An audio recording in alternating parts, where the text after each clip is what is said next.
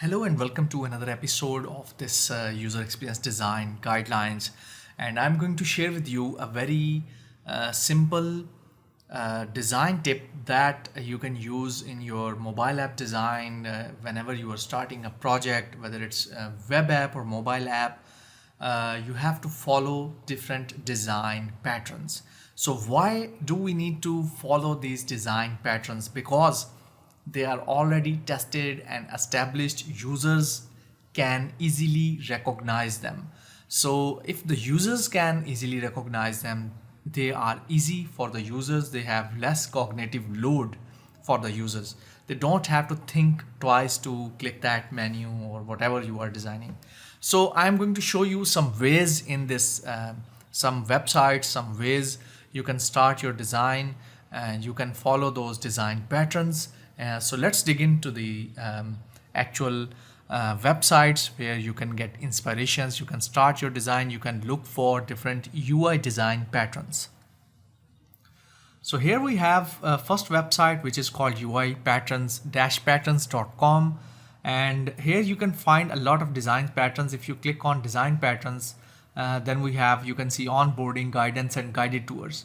So it is a very elaborated website, and I really love how this has been laid out. Problem is that user wants to learn about new and unfamiliar interface features. So you can give them guided tours like this. So here again, we have some usage options.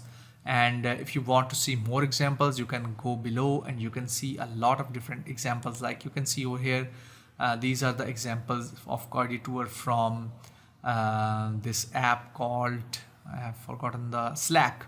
Slack is really popular, but I have forgotten the name. Anyhow, so this is one website, ui-patterns.com. Now, why you have to use these patterns? I have told you before that users are going to recognize them instantly. That this is actually the guided tour. I can learn how this app can work. Then we have another one which is called uipatterns.io. Here you can see I have opened up this empty state pattern, and let me just close this one and let me show you. So actually I think I have to minimize it to show you properly, because I am working on 4K screen. So you can see this is a really nice pattern that you can use for different apps. You can see this is empty state, and here is your empty state message. Looks like your list is empty. So it is showing user giving feedback that your list is empty, and at the bottom you can see it shows different solutions how you can fill up this list. So we have import Twitter followers, import Facebook followers, and things like that. So this is the whole screen. Here we have left, we have onboarding and on right we have options.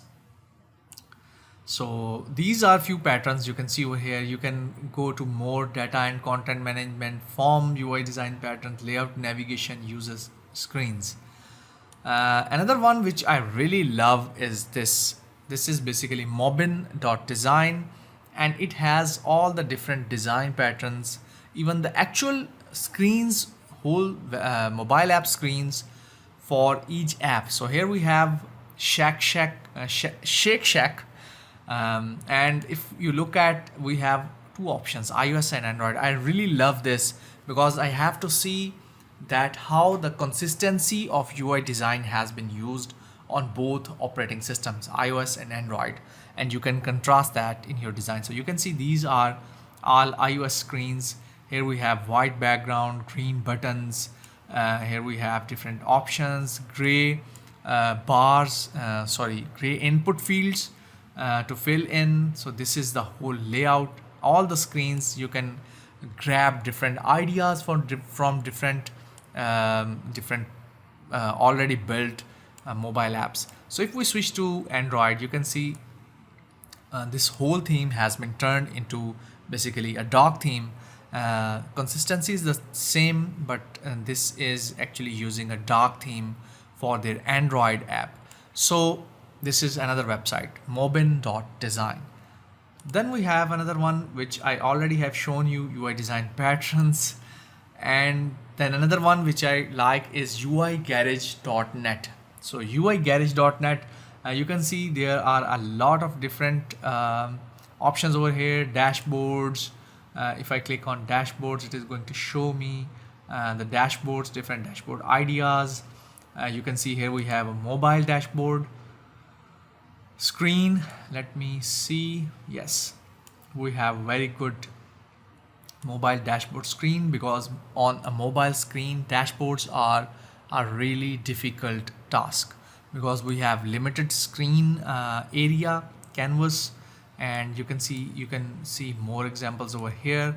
So this is another website, Uigarage. You can also go for 404 error pages, different it will show you different ideas and different 404 pages. You can see over here, I love this one, a really nice character. And here again we have another one, really nicely done. And in the last, I'm going to share with you some of the things which a lot of designers don't know. If you are starting your design, for example a mobile app, you have to use the standard design kit that comes with that device. For example, Apple have design resources. You can download them over here on this developer.apple.com/design/resources. And here we have download SF symbol beta 3. Then we have different design kits over here, design libraries. For Sketch we have design libraries for Sketch, Photoshop, and then we have Adobe XD. So if you are designing in Adobe XD, Figma, Photoshop or Sketch, you can download these and you can start from here. You have to use these design kits. All the controls are the same controls your operating system basically uses. Similarly, for Android, you can use Google Material Design resources and start from there. You can see these are all the things. And if you want to color them, you want to have a little touch of your own design app, or you can do that using the same principles over here. So start your design with these design resources and then alter them to your own taste a little bit to show, you can say, just the tone and design of your own app, so it doesn't look like an Apple operating system but a different app.